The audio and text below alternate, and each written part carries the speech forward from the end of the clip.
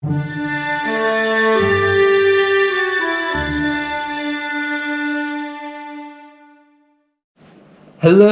everybody. Welcome back to the Spirit Walk Podcast. Today I'm with my comrades again, C.E. Tooley and Crane Wood, and I'm your host, Sharon Wood.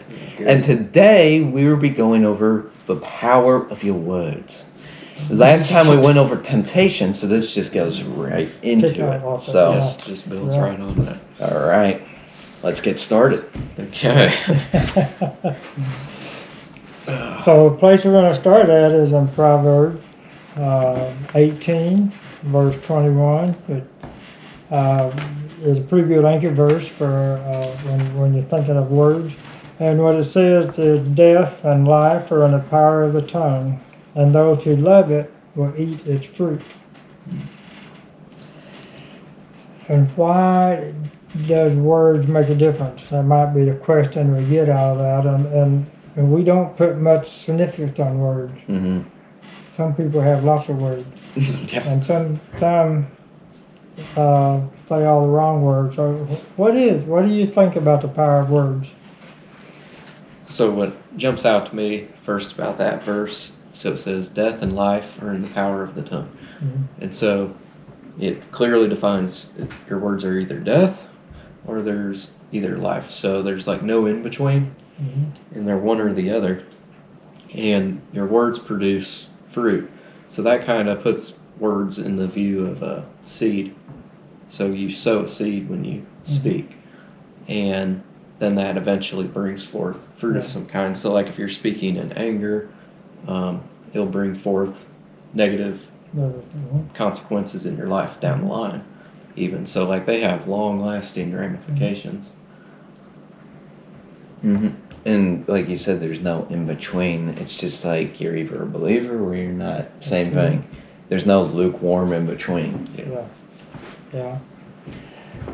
And so hear people say lots of times, well, that just tickles me to death, or that scares me to death, or they use those kind of, we think they're just common slang phrases, but they probably really are speaking curses on themselves, and talking about the word being seed. Jesus gave an example of that in Mark chapter 4, somewhere around there, with the parable of the sower and the seed, and that's what that is about. With the seed, he says at the end of that parable is the words that are sown, the word that are spoken. So, and even in the carnal world, in the psychology and different fields like that, the word that a person speaks, or even in the medical field, the word that a person says, or the spirit of their being after a surgery or something, really determines on how fast they recover.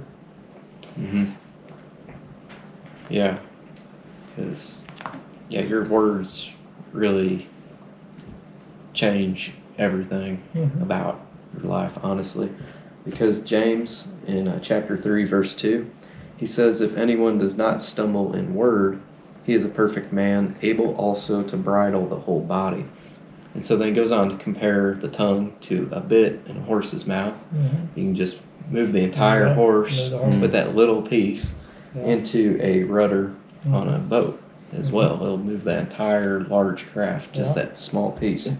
Just the change of one word can have so much impact. Like, say, I love you, and then the next thing, I hate you. It's like, just so much power in just one word change. It's like, wow. Yeah. And you said that, we know your heart when you said that, but at the same time, a person that says the hate word over and over and over, you kind of see opportunities to find the faults. You see opportunities to find things that really irritate you, and it actually becomes, I hate you, and we kind of live in a culture now, it's either love or hate, and even in the political realm, it seems like it's really polarized. Yeah, definitely. And then it leads to a lot of gossip too, like, I hate that guy behind his back. And then, Now you just brought in a hard temptation. Yes, you brought up a subtopic.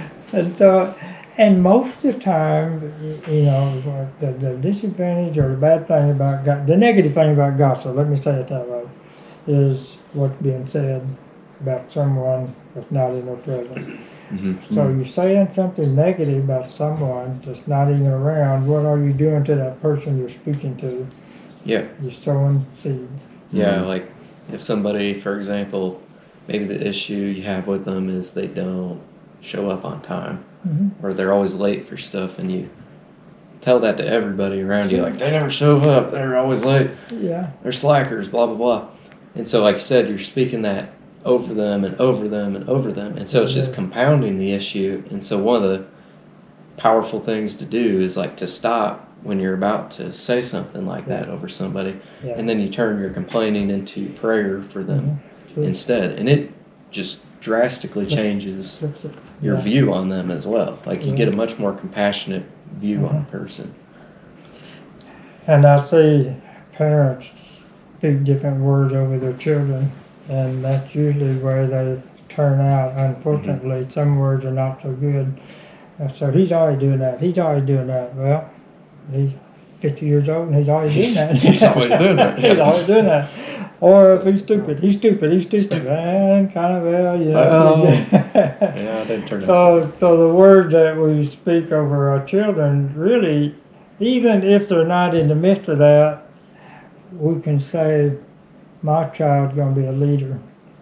And even from the time they're babies. And most of the time they'll grow up in that direction. Very true. I saw one thing, it was kind of interesting. It was like a science experiment. It was like they had this kid and they gave him like a toy to play with. And he was enjoying it, and then they took it away, and then they had two people arguing against each other. And then they give the toy to the kid, and the kid didn't want to play with it anymore. Yeah. And it just shows you the effects, even when it's not like in direction to the kid, still with that whole entire thing, it affects them. Yeah. Okay. And it leads to long-term effects too. Yeah. So the people we hang around with makes a difference.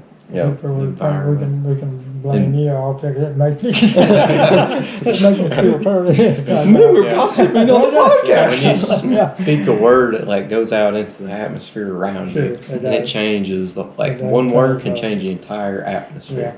Yeah, it could, and the whole spirit of things could definitely change. And if you go into an adverse situation, sometimes the right words and the right atmosphere with love can change the whole thing.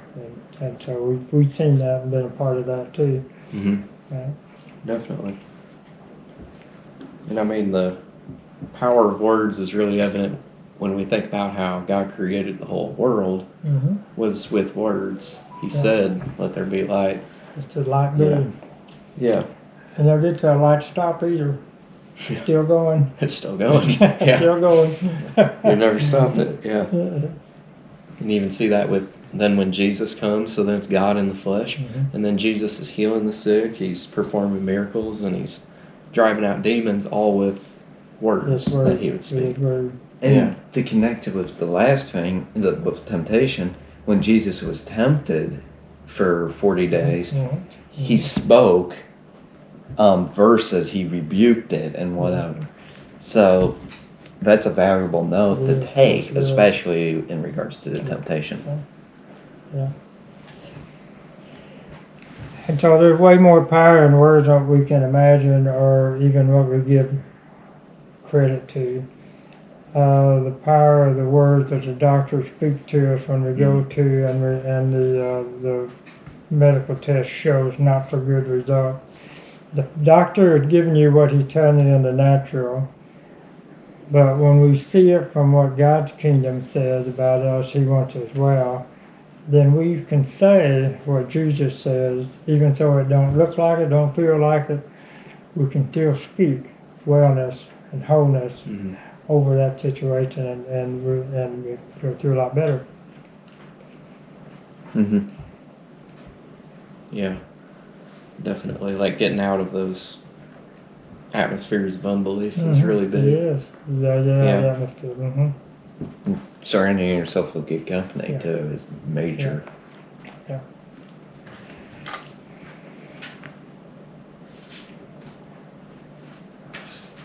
So if you like our questions and answers, our conversation, be sure and hit subscribe, hit like.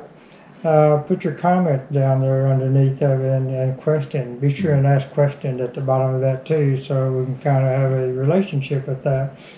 Give us ideas and direction of where we want to go, and we try and be a help to the world around us. Yeah, definitely.